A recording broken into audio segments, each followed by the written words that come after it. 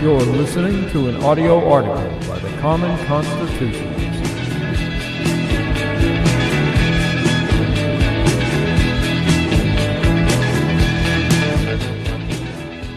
Today's article is entitled "Democrats Are Using Our Youth."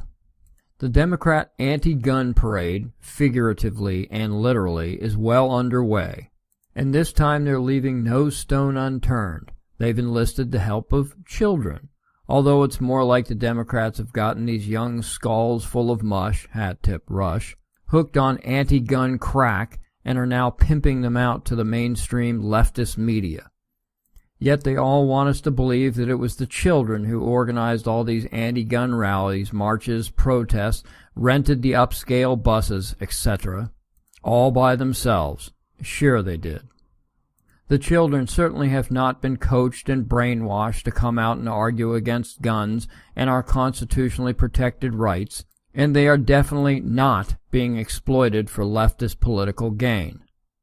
And by the way, lest someone mistake my claims for being heartless, I'm not making light of this tragedy. It is a tragedy and a senseless one.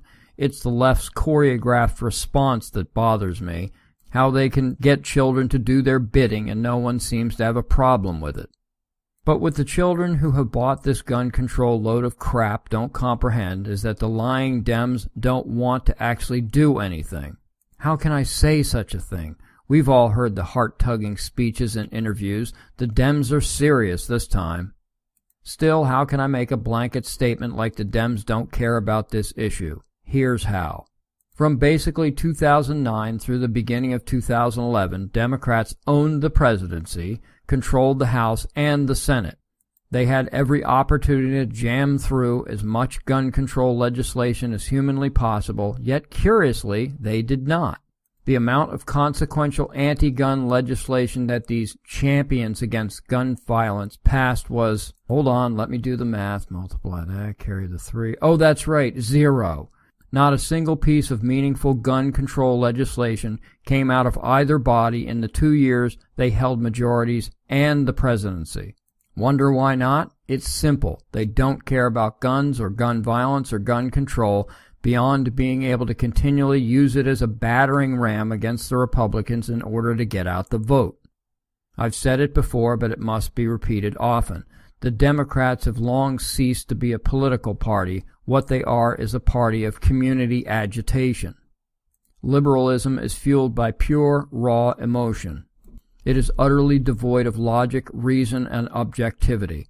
As such, they must always have issues to agitate against and a boogeyman to fight against in order to keep their base lathered up.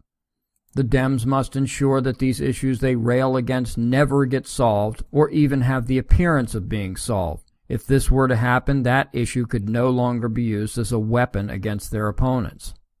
Leftists know that if they were somehow able to enact restrictive gun legislation and by some fluke it worked, even temporarily, it would just take away one of their compulsory boogeymen.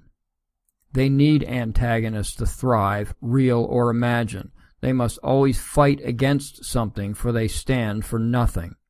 Everything would be perfect if not for the fill in the blank. Therefore, there will always be at least 4 major issues the Dems can never allow real progress on: race, illegal immigration, and guns, and the 4th is maintaining their sacrament, the right for free and plenteous abortions. These 4 major boogeymen issues are enough to keep their base sufficiently agitated to get out and vote, and their vote is all that matters. This is an election year, after all. However, behind closed doors, I'm sure the chief agitators are bemoaning the fact that the shooting didn't occur in October, closer to Election Day. Yes, they are that despicable. Thank you for listening.